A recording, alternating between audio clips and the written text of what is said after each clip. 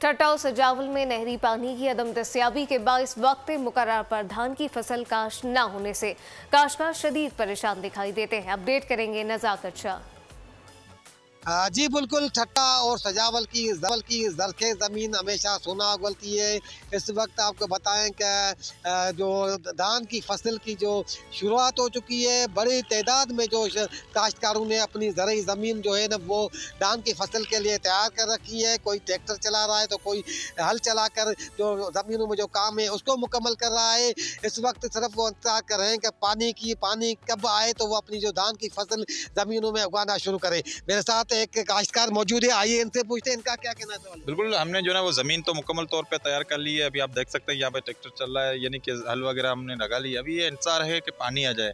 तो यहाँ पर साहिली इलाकों में अभी तक जो है पानी ना पहुँचने के बायस जो सीज़न है अपने चावल की, तो वो हाथों से निकलते जा रहे हैं। तो मुतालबा करते हैं कि फौरी तौर पर हमें पानी मुहैया किया जाए ताकि हम जो है अपनी फसल की तैयारी जो है मुकम्मल करके फसल स्टार्ट करें उगना।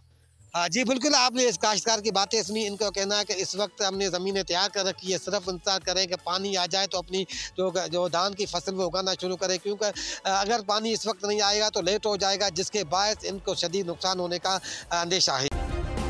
सब्सक्राइब करें और बेल दबाएं ताकि कोई खबर रह न जाए।